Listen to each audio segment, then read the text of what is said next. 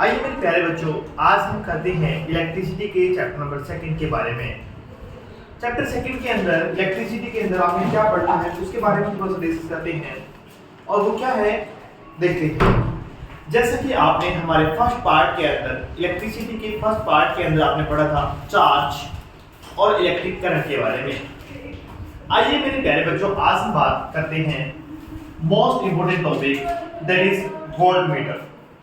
That is voltmeter.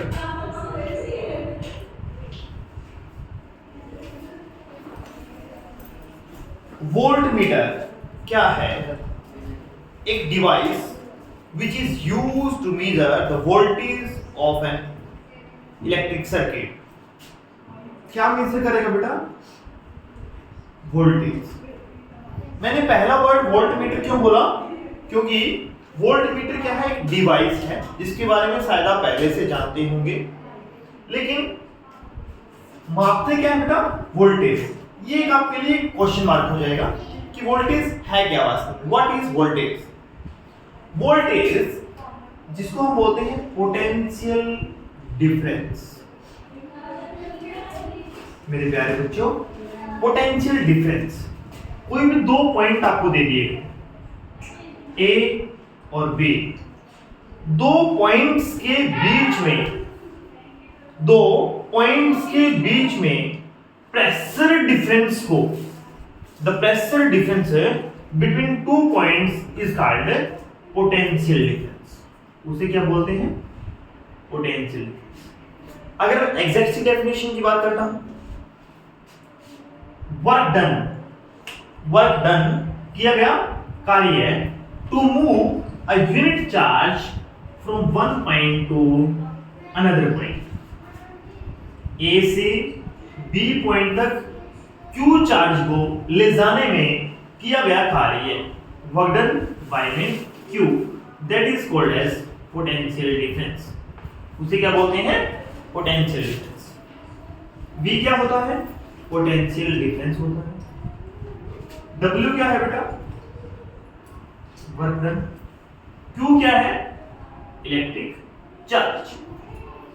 अब potential difference की unit क्या होती है? वोल्ट। इसको भी किससे नापते हैं? V में।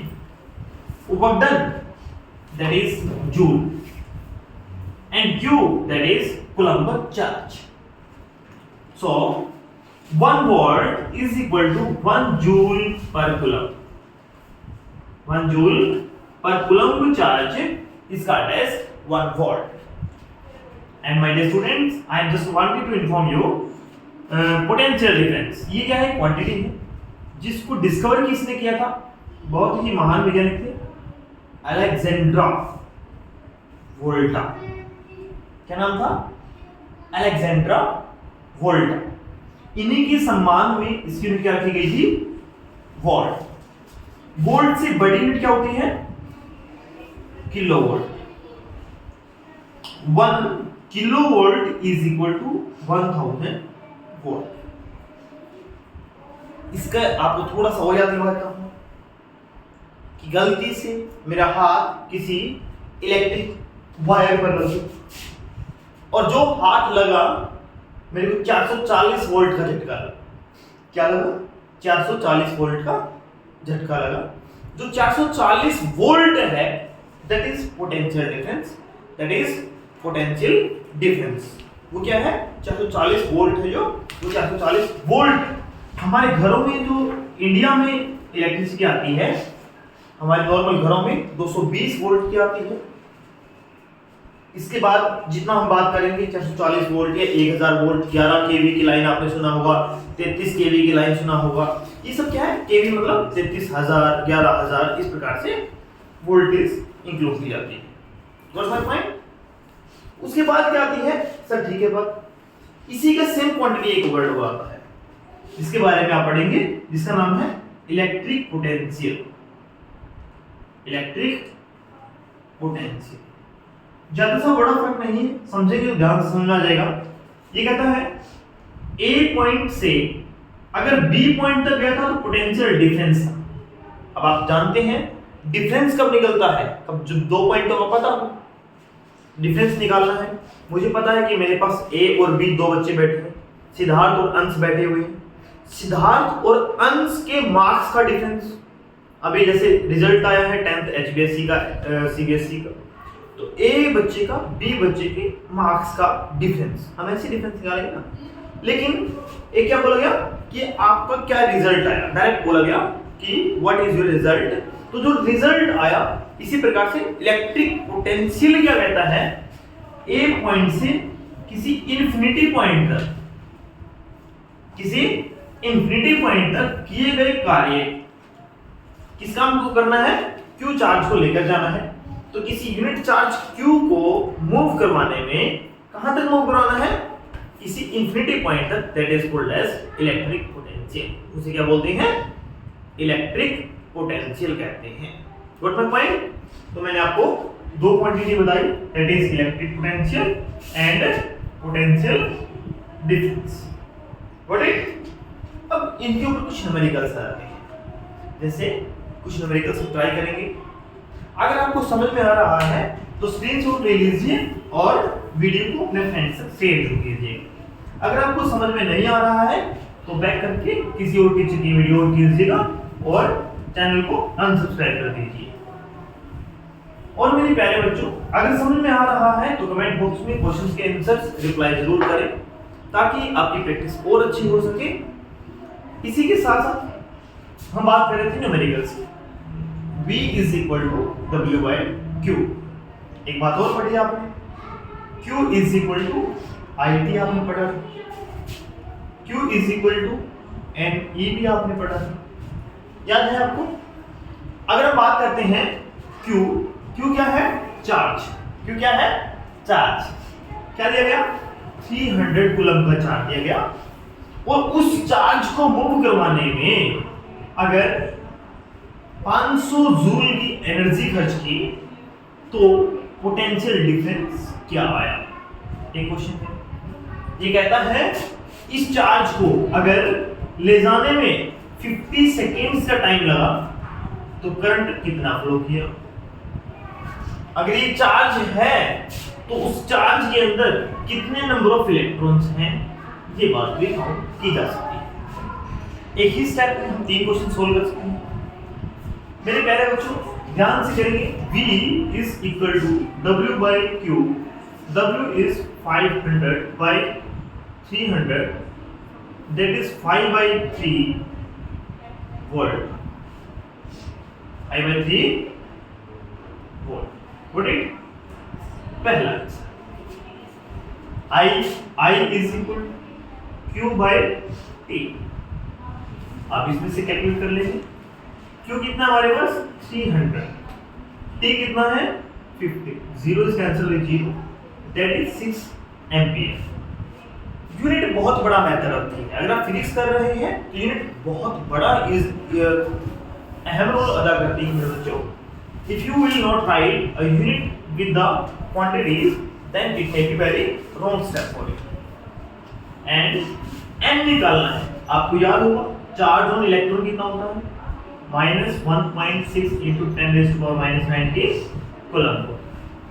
तो Q is equal to NE, n अगर आपको निकालना है Q by E, that is 300 coulomb divided by minus negative sign shows only the charge of the electron. It does not mean to say that the term is always negative. It means to say only the charge on the electron is in the negative form. So हम क्या लेंगे 1.6 into 10⁻⁻90। अगर मैं इसको simplify कर लेता हूँ, 1.6 को करूँगा तो 10 आ जाएगा, 10 की पावर -19 है, इसको भी ऊपर ले जाता हूँ +19 हो जाएगा। 40 19 + 1 20 20 and 2 22 22। 40 अगर मैं चाहूँ तो अप्रोक्स 0.2 into 10⁻22 नंबर है ना, तो यूनिट नहीं आएगी, बट यूनिट लेस क्वांटिटी है। ये किसकी वैल्यू होगी, नंबर ऑफ इलेक्ट्रॉन्स की। किसकी वैल्यू होगी, नंबर ऑफ इलेक्ट्रॉन्स की। इतनी संख्या में इलेक्ट्रॉन्स क्या है पार्टिसिपेट कर रहे हैं इसके अंदर 300 कूलम ऑफ चार्ज है। समझ में आ रहा है? सिर्फ इसी टाइप से अगर आपको समझ में आ गया है तो एक क्वेश्चन मैं आपको एज ए होमवर्क दे रहा हूँ, इसका आंसर आप कमेंट बॉक्स में करेंगे कि आपने क्वेश्चन सॉल्व किया है।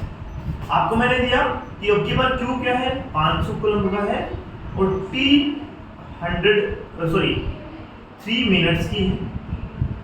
और मेरे प्यारे बच्चों जो वोल्टेज है V दिया है 12 वोल्ट की बैटरी लगाई है, तो आपको की बार W फाइंड करना होगा और मेरे प्यारे बच्चों I फाइंड करना होगा, N फाइंड, ठीक है ना। इसका आंसर आप तीनों का कमेंट बॉक्स में कमेंट कीजिए ताकि आपको समझ में आए कि क्वेश्चन क्या है, किस टाइप से करना है। अगर आपको समझ में आ गया है इसका स्क्रीनशॉट ले लीजिए ताकि मैं अगले क्वेश्चन की तरफ बढ़ सकूं। और एक बात बताते हुए मुझे बड़ी खुशी हो रही है कि कल हरियाणा बोर्ड का रिजल्ट आया था और उस रिजल्ट के अंदर हमारे बच्चों ने मैथ्स और साइंस में 100/100 का स्कोर गेन करके हमारे इंस्टीट्यूट का नाम रोशन किया है। और हम चाहेंगे कि आप भी जितने बच्चे हमसे जुड़े हैं वो सब भी बहुत अच्छी से प्रोग्रेस करें और ऐसे ही अपने पेरेंट्स का, अपने आप का नाम रोशन करें। नेक्स्ट टॉपिक है मोस्ट इंपोर्टेंट टॉपिक बेटा। और अगर मैं बात करता हूँ मोस्ट ऑफ बच्चे गलती करते हैं इस टॉपिक में, वो टॉपिक क्या है, ओम्स लॉ। जो बच्चे 12th में हैं उनके लिए भी इंपॉर्टेंट होता है ओम्स लॉ। जॉर्ज साइमन ओम नाम के वैज्ञानिक ने इस लॉ को डिस्कवर किया था और इन्हीं के सम्मान में क्या नाम रखा गया, ओम्स लॉ। क्या रखा गया बेटा, ओम्स लॉ। ओम्स लॉ में क्या कहता है, V is directly proportional to I. V is directly proportional to I. Potential difference current के डायरेक्टली होता है कब, if physical quantities like temperature will remain constant. Will remain constant. अगर temperature को क्या रखा जाए बेटा, कांस्टेंट रखा जाए तो हम क्या रखेंगे, V डायरेक्टली होगा आएगी। ये कंडीशन लिखनी आपको कंपलसरी है। अगर आपने कंडीशन नहीं लिखी तो आपका क्वेश्चन ठीक नहीं माना जाएगा। तो मेरे प्यारे बच्चों आपको याद रखना है ये क्या है, ये sign of proportionality, sign of proportionality. अगर ये बिल्कुल सामने आ जाता है तो डायरेक्टली प्रोपोर्शनल बोलते हैं और अगर ये रेसिप्रोकल में आता है तो इनवर्सली प्रोपोर्शनल बोलते हैं। V is equal to IR, हम क्या बोलते हैं, R। अगर मैं R यहां लगा लेता हूं तो R क्या है, प्रोपोर्शनलिटी कांस्टेंट, प्रोपोर्शनलिटी कांस्टेंट। और इसका मीनिंग क्या होता है, R का रेजिस्टेंस। रेजिस्टेंस को हिंदी में बोलते हैं बेटा प्रतिरोध। सिंपल लैंग्वेज में बात करूं तो रुकावट, ब्रेकर, दैट इज रेजिस्टेंस। इसकी यूनिट क्या होती है, ओम। ये उसका सिंबल है ओम का, याद रखना है आपको। और इसको इलेक्ट्रिक सर्किट में डिस्क्राइब कैसे करते हैं, कुछ इस तरीके से। ये सिंबल है रेजिस्टेंस का। रेजिस्टेंस अगर कम ज्यादा हो रहा है तो उसको बोलते हैं वेरिएबल रेजिस्टेंस। क्या बोलते हैं, वेरिएबल। ये किसका सिंबल है बेटा, वेरिएबल रेजिस्टेंस। ये किसका है, रेजिस्टेंस। इस वेरिएबल को ही रियोस्टेट भी कहा जाता है, रियोस्टेट भी कहा जाता है। कई इस प्रकार से डिनोट किया जाता है इसको। ये क्या होता है, रियोस्टेट। ठीक।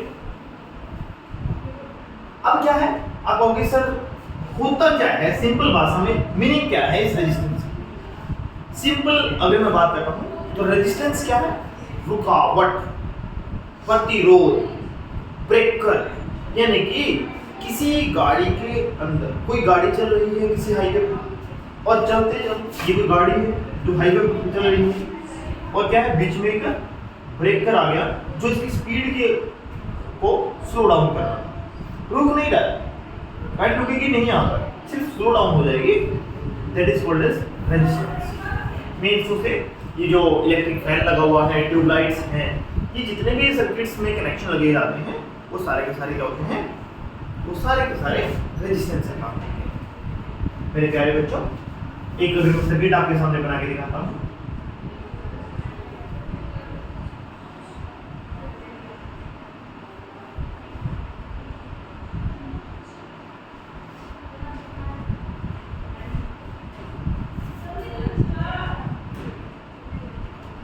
ठीक है ना, देखिए ये क्या है, रेजिस्टेंस 1, रेजिस्टेंस 2, रेजिस्टेंस 3, ये कोई 10 ओम का है, ये 20 ओम का है, ये 30 ओम का है, ये पॉजिटिव नेगेटिव 12 वोल्ट की बैटरी लगा दी गई, ये कोई स्विच की लगा दी गई। यहाँ पर क्या है बेटा, एमीटर। एमीटर हमेशा सीरीज में कनेक्टेड होता है, एमीटर हमेशा सीरीज में कनेक्टेड होता है, जो कि करंट को डिफाइन करता है, करंट को मेजरमेंट करता है। और मेरे प्यारे बच्चों, इनके लिए सबके लिए क्या लगाए जाएंगे, अलग अलग से एक एक वोल्ट मीटर लगाए जाएंगे। वोल्ट मीटर हमेशा पैरेलल में कनेक्टेड होते हैं, वोल्ट मीटर हमेशा पैरेलल में कनेक्टेड होते हैं, इसको क्या बोलते हैं, वोल्ट मीटर। ये हमेशा पैरेलल में कनेक्टेड होंगे, पैरेलल में। और ये क्या काम करते हैं, ये हमारा सीरीज में कनेक्टेड, ये पैरेलल में क्या काम करते हैं, पोटेंशियल डिफरेंस या फिर इलेक्ट्रिक पोटेंशियल मापते हैं। ये मैंने क्या बना दिया आपके सामने, सर्किट डायग्राम। क्या बना दिया बेटा, सर्किट डायग्राम। इस सर्किट डायग्राम के द्वारा हम किसी रेजिस्टेंस को समझ सकते हैं, रेजिस्टेंस क्या होता है। समझ आ गया यहाँ तक? इसके बाद बताओ, अब इसके ऊपर बहुत इंपॉर्टेंट टॉपिक है, मोस्ट ऑफ द एग्जाम्स के अंदर पूछा आता है। अभी जितने बच्चों ने HBSC या CBSE के एग्जाम हैंडल किए हैं या फिर जितने बच्चों ने एग्जाम दिए हैं, उन सबको आप कंफर्म कर सकते हो कि मोस्ट ऑफ द एग्जाम में आने वाला क्वेश्चन। अब इसी को थोड़ा समझते हैं कि ये क्वेश्चन है क्या, कैसे क्वेश्चन पूछा जाएगा, इसको कोई न्यूमेरिकल आ जाता है आपका, तो कैसे। आइए मेरे प्यारे बच्चों थोड़ा सा डिस्कस करते हैं क्या है।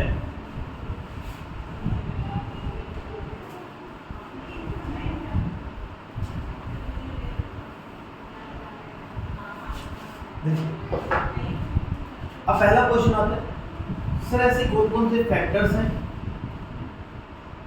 दैट फैक्टर्स अफेक्टिंग ohms या फिर रेजिस्टेंस। रेजिस्टेंस को बहुत सारे फैक्टर्स अफेक्ट करते हैं, डिपेंड करता है जिसके ऊपर रेजिस्टेंस। पहला मैंने क्या बनाया, कोई कनेक्टिंग वायर बनाया, जिस वायर से इलेक्ट्रॉन्स फ्लो कर रहे हैं।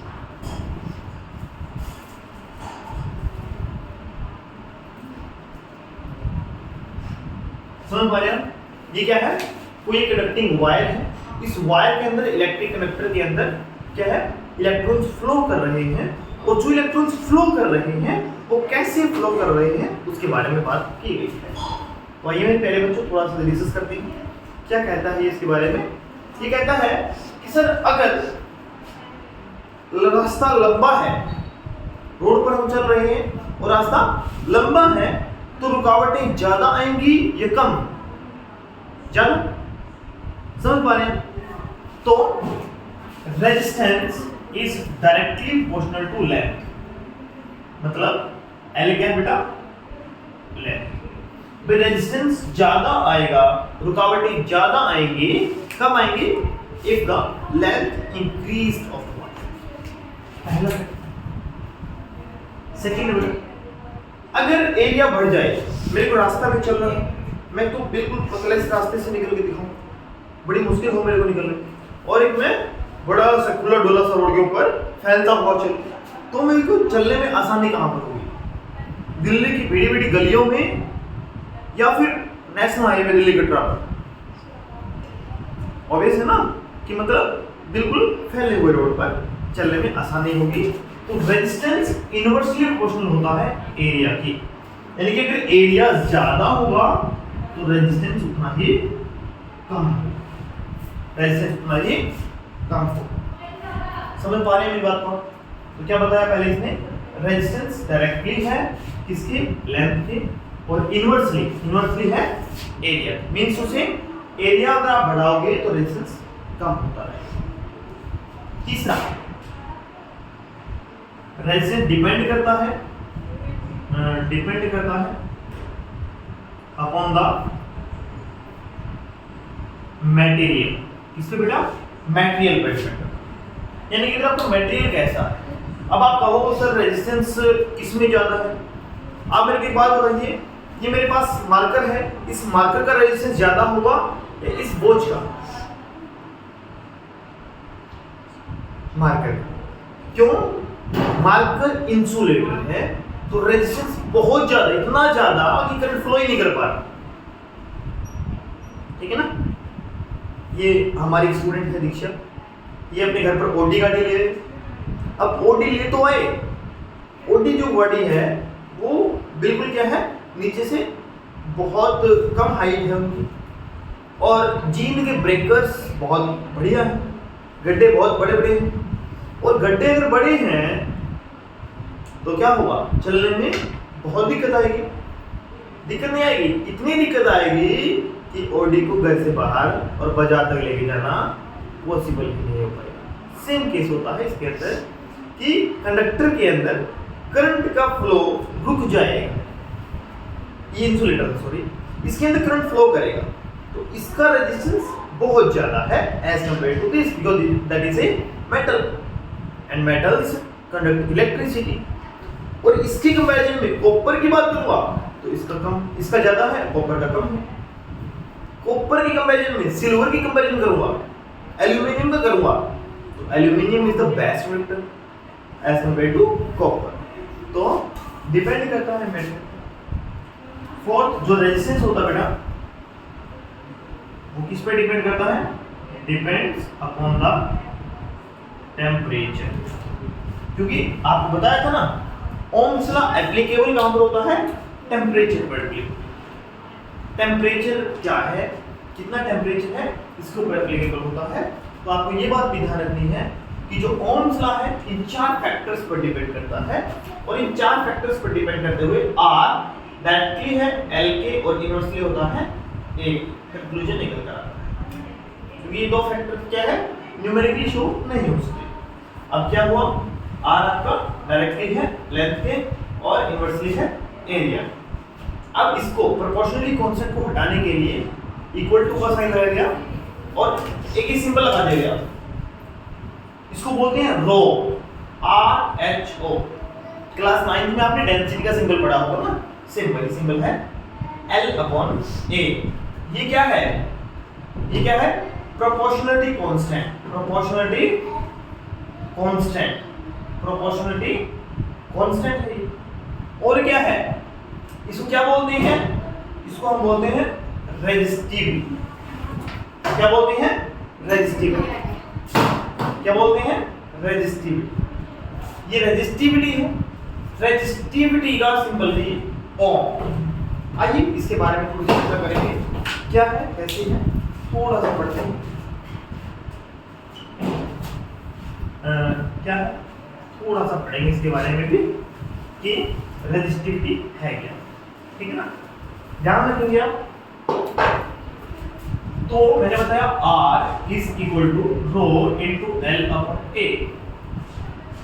क्लियर है, rho is equal to RA/L।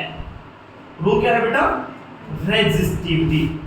अब किसी ब्रेकर में गाड़ी स्लो की 80 किलोमीटर पर आवर गाड़ी से स्पीड से गाड़ी चल रही थी, उसको स्लो कर दिया 60 किलोमीटर पर आवर तक। लेकिन कितनी स्लो कर सकता है, capacity to slow down the speed of car, या फिर capacity to slow down the flow of charge, यानी कि करंट के फ्लो करने की अक्षमता को कम करना या फिर उसको रोकना, that is called as resistivity. ये क्या होता है, R resistance, area metre square, length metre metre to metre cancel, तो इसकी यूनिट क्या आ जाएगी बेटा? Ohm metre. क्या बोलेंगे इसको? Ohm metre. Got it? समझ में आ रहा है? अब ये क्या है? रेजिस्टेंस डिपेंड किसी चीज पे करता है। उसके बाद हमारा नेक्स्ट टॉपिक आएगा कि रेजिस्टेंस सीरीज में और पैरेलल में कनेक्टेड है, कैसे होता है, क्या मतलब है सीरीज और पैरेलल, न्यूमेरिकल्स कैसे किए जाते हैं, इन सब बातों के बारे में हम अपनी अगली क्लास में डिस्कस करेंगे। लेकिन अगर आपको ये समझ में आया है तो चैनल को सब्सक्राइब कर लीजिए ताकि आपको थर्ड पार्ट मिल सके और आप उसको देख सकें, समझ सकें। क्वेश्चन का आंसर कमेंट में जरूर कीजिएगा। Thank you so much, have a nice day.